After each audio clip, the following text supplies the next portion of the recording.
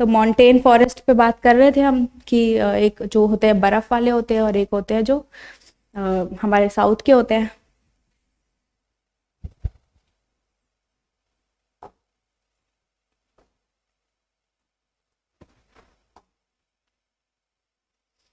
ठीक है। Himalayan ranges show a succession of vegetation from the tropical to tundra. ठीक है, ट्रॉपिकल टुंड्रा ठंडे वाले होते हैं। ट्रॉपिकल से ऊपर जाते जाते हमारे बर्फबारी वाले। ठीक है, ये सब पढ़ाया होगा कि नीचे ट्रॉपिकल होते हैं, फिर टाइगा आते हैं जो थोड़े से वो होते हैं स्नोफॉल, टुंड्रा होते हैं। टुंड्रा में क्या मिलते हैं, हमारे मॉसेस मिलते हैं, लाइकेंस मिलते हैं। You have read all these things in Shankar IAS, right? कि टुंड्रा में क्या होता है, टाइगा में क्या होता है, कहाँ पे मिलते हैं। ठीक है, टाइगा में कॉनिफेरस होते हैं। ये सब चीजें आपको पढ़ाई जा चुकी हैं इन शंकर आईएएस, है ना? तो यहाँ पे थोड़ा थोड़ा चीजें दी हुई हैं कि कौन से हाइट पर क्या क्या होते हैं। ठीक है, एवरग्रीन, ब्रॉड लीफ, ये बस छोटी छोटी चीजें हैं, इनके बारे में आएगा। तो एक बार क्लास के बाद इनके करेक्टरिस्टिक ये देख लेना। अब एक बार वो पुष्पा वाला जो ट्री है उसका नाम क्या है?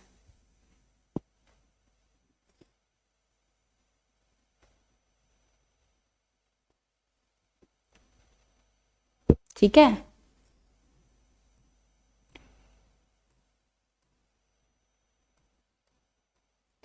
सैंडलवुड पे क्वेश्चन आया था कि नॉर्थ ईस्ट में है या पता नहीं साउथ में, और साउथ में नहीं, नॉर्थ ईस्ट या हिमालय कहीं तो मिलता है, ऐसा है वैसा है। तो तब ये मूवी बनी नहीं थी, उससे पहले ही आ गया था ये क्वेश्चन। ठीक है, अब सबको बताया कि पुष्पा की वजह से कहाँ मिलता है वो। ठीक है, ये आंध्र प्रदेश। ठीक है, तो ऐसे ही ये कहाँ मिलता है, इसका यूज क्या है, ठीक है, इससे क्या बनता है, अगर कोई ट्राइब इससे एसोसिएटेड है, बस इतना सा जानना है। ये हो गया, ये हो गया, ये हो गया। वॉलनट के बारे में तो सबको पता ही है, कितने टाइप की वॉलनट है। ठीक है, अब ये यहाँ से यहाँ तक याद कर लो कि ये एकदम हाइट पर मिलते हैं। ये क्वेश्चन आ चुका है already, this is a PYQ। अब इस पैराग्राफ में जितनी भी आपको चीज़ें मिलती हैं उनके बारे में पुष्पा की तरह डिटेल निकालनी है, सैंडलवुड की तरह, कि कहाँ पे मिलता है, if there is any festival और a tribe associated with it, और कितनी हाइट पे मिलता है, और if there is any export और if there is any importance to it, जैसे सैंडलवुड की इम्पोर्टेंस क्या है। ठीक है, वो तो हमें पुष्पा मूवी से ही, अगर किसी ने देखी है तो उससे पता चल गया कि सैंडलवुड कितना इंपॉर्टेंट है। एक्सपोर्ट बैन है शंकर आईएएस में भी, उसका पता है। ठीक है, तो क्या एक्सपोर्ट बैन है, क्या क्या चीज़ें हो सकती हैं, क्या क्या नहीं हो सकती हैं, ये सब चीज़ें इसके बारे में जितनी भी चीज़ें दी हैं, ये छोड़कर ये यहाँ से यहाँ तक। ठीक है, ये सब चीज़ें बस याद रखना कि कितनी हाइट पर मिलती है। अब now come to the southern mountain forest. उसे 3 डिस्टिंक्ट एरियाज में पेनिनसुलर इंडिया में बांटा है, वेस्टर्न घाट्स, विंध्या एंड नीलगिरी। ठीक है, as they are closer to the tropics, only 1500 metre above the sea level, vegetation is temperate in the higher region and subtropical on the lower region. On the western Ghat, especially in Kerala, Tamil Nadu and Karnataka, the temperate, it is not temperate. ठीक है, NCERT ने गलत लिखा है, it is tropical. इसे काट के सही कर लो। The temperate forest, it is not temperate. How can it be a temperate? ठीक है, जब थोड़ा लॉजिक भी होना चाहिए। ये इक्वेटर है, ये हमारे वेस्टर्न घाट की बात कर रहा है। How can it be a temperate, it is tropical. That is tropical forest, that is known as sholas, ठीक है। तो इसे काट लो, वो लिखना नहीं है, यूपीएससी सही पूछेगा, ठीक है। It is tropical forest known as sholas in the Nilgiris, Anamalai and Palani hills. और ये सब ऑलरेडी हम मार्क कर चुके हैं कहाँ कहाँ पर है। Some of the other trees of the forest of economic significance include magnolia, laurel, cinchona and इस पे भी क्वेश्चन आ चुका है, ठीक है। Satpura and the Maikala range में भी ये मिलते हैं सच फॉरेस्ट, ठीक है। अब ये सारी रेंज आपको लगानी है मैप में, ये हमने ये रेंज नहीं लगाई है लेकिन आपको करनी है। और आपने ये सही कर लिया है ना अपनी एनसीईआरटी में? Did you correct this? हाँ, ठीक है। अब लिटोरल एंड स्वैम्प की बारी आएगी। इसमें चिल्का के बारे में आपको अच्छे से करना है, क्यों लैडियो, क्योंकि हमारी रामसर साइट्स हैं, ठीक है।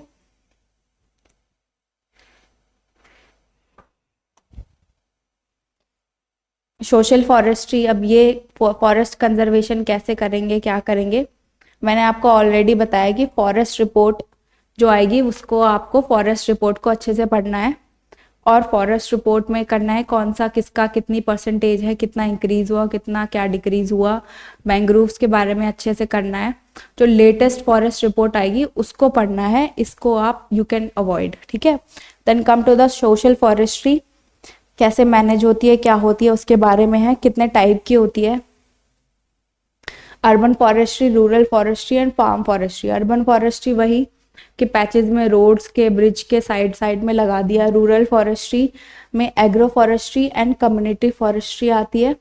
Agro forestry is the raising of trees and agriculture crop on the same land inclusive of the waste patches, ठीक है।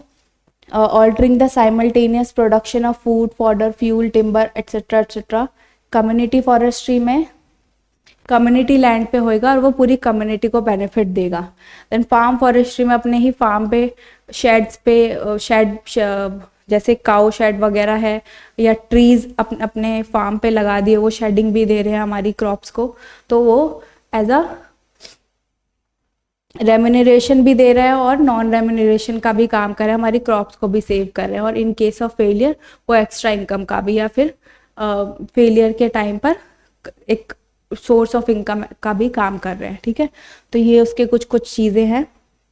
अब सबसे इम्पॉर्टेंट एक्ट है हमारा वाइल्ड लाइफ एक्ट। इसमें हमें क्या पढ़ना है, अगर आपका वाइल्ड लाइफ एक्ट हो गया है from Shankar IAS,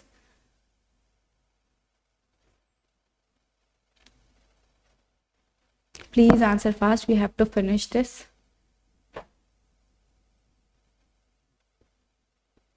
Have you done Wildlife Protection Act 1972? Are you reading on your own or?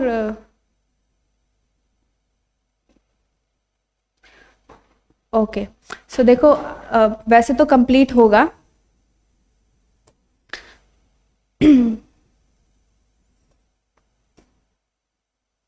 ठीक है। वाइल्ड लाइफ प्रोटेक्शन एक्ट से हर साल एक क्वेश्चन 2016 से आ रहा है, अभी 1-2 साल से नहीं आ रहा है।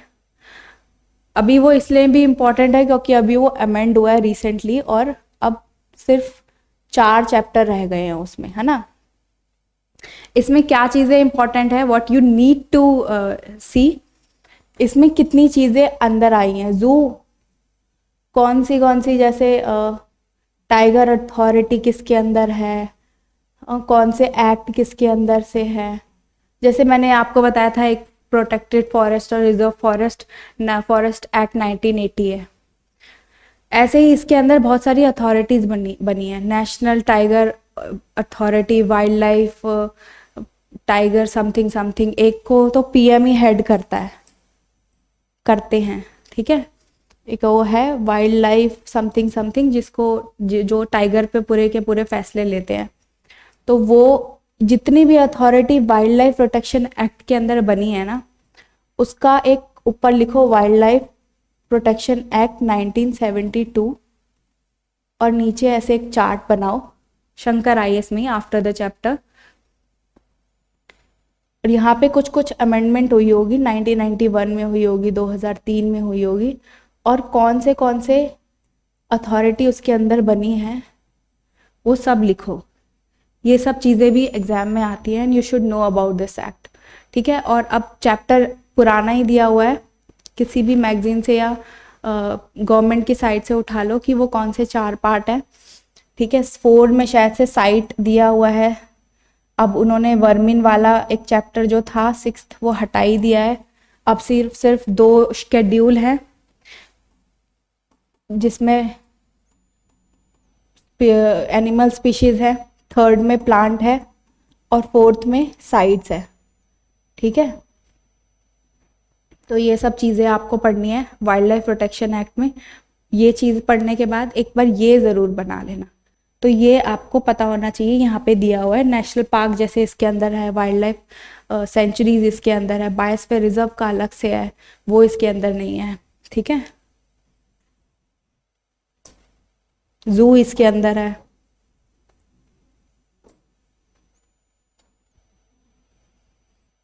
हाँ, तो एक क्वेश्चन आया था इन 2020,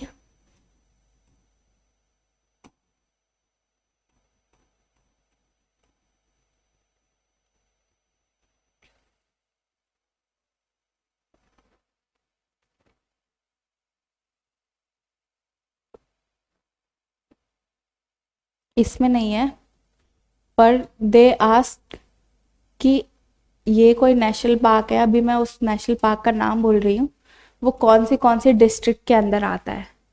ठीक है, वो भी एक नेशनल पार्क था या फिर बायोस्फीयर रिजर्व था, नेशनल पार्क ही था शायद से। तो अब आपको ये याद करना है, ये भी आ चुका है।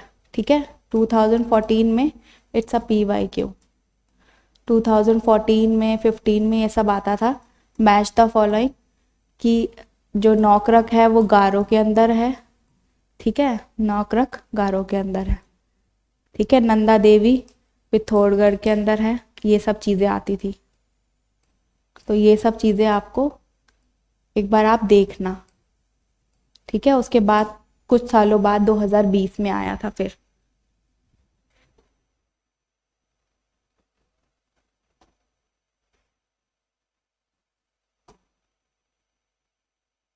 तो ये नंदा देवी बुक में ही लगाया हुआ था, यहीं से आया था वो। ठीक है, डिब्रूगढ़ आया था और मानस आया था। तो यहाँ से पता लगा रहे हैं कि टेम्परेट रीजन में कौन सा होगा कौन सा नहीं होगा। तो इस मैप से वो क्वेश्चन आया था 2020 का। ठीक है,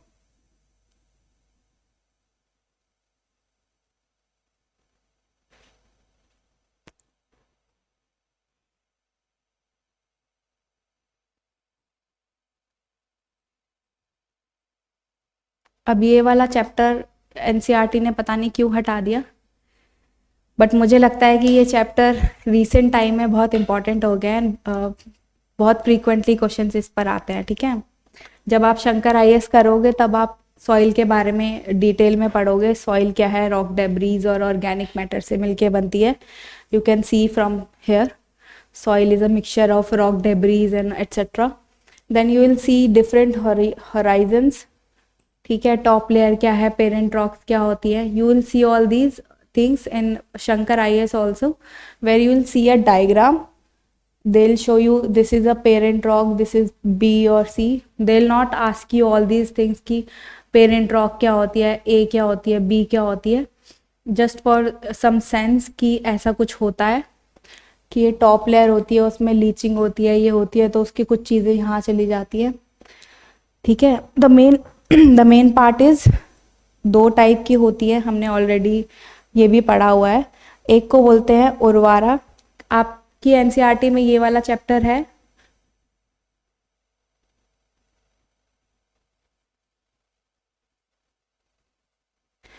हाँ, ये मुझे भी NCERT की वेबसाइट पर नहीं मिला, but it was there in my books, so that is why I took photos of this and included in my PDF.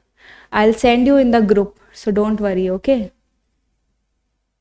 So you'll have this book because this is an important chapter and I don't know why they removed this chapter. This is an interesting chapter also, but okay, chalo. So there is a two main group of soils. One is Urvara and second is Usara. So Urvara is the fertile one and Usara is the sterile one. ठीक है?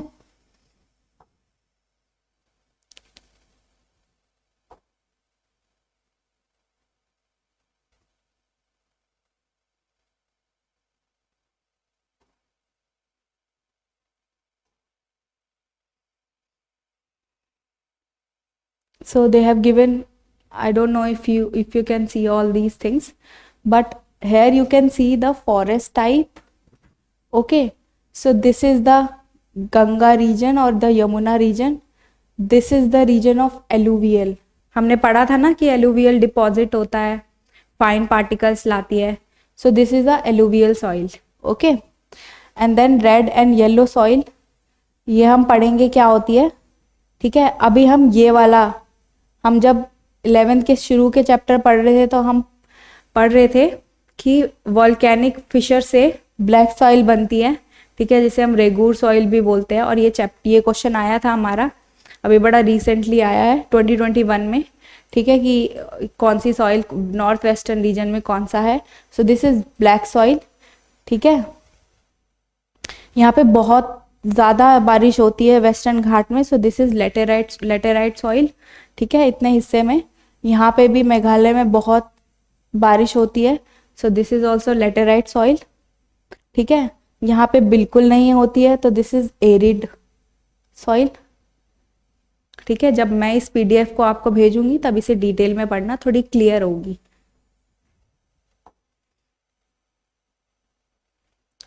एक page नहीं आ पाया है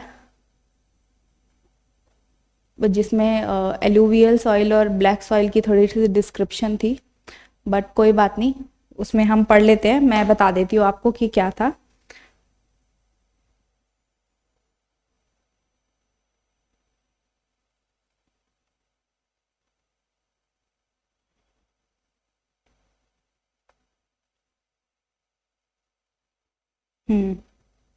In 2022 in CDS paper,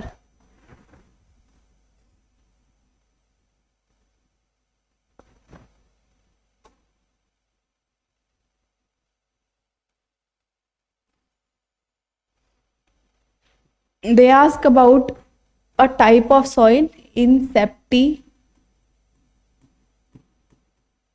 soils. ठीक है, ये इसके सेकंड पेज पे दिया गया है एक टेबल में. मैं इसे ब्लैक पेन ले लेती हूँ, आपको ज़्यादा दिखेगा. ये अब दिख रहा है आपको ज़्यादा.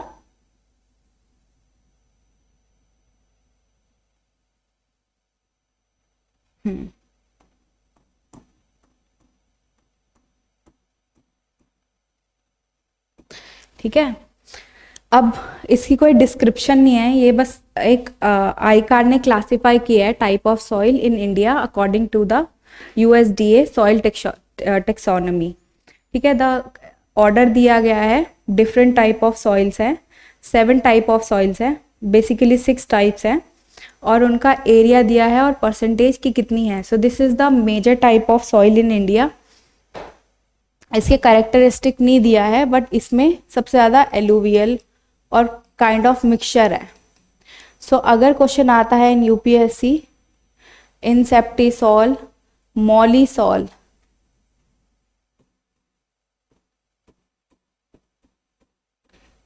ये सब क्या है. ठीक है, you are making your own question. Anti sol,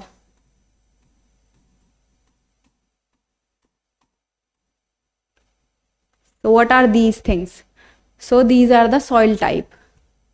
ठीक है, so these are the alluvial soil is present in the northern plain. Why? Because Gangetic and the Yamuna के डिपॉजिट से डिपोजिशनल प्लेन्स बने हैं, तो इसलिए ये नॉर्दर्न प्लेन्स में ज़्यादा है. ठीक है, रिवर वैली के उसमें.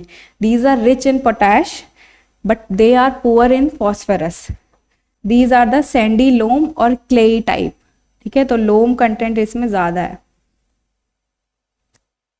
डिफरेंट टाइप्स है, खादर एंड भांगर हमने ऑलरेडी पढ़ा था। ठीक है, खादर इज द न्यू और भांगर इज द ओल्ड।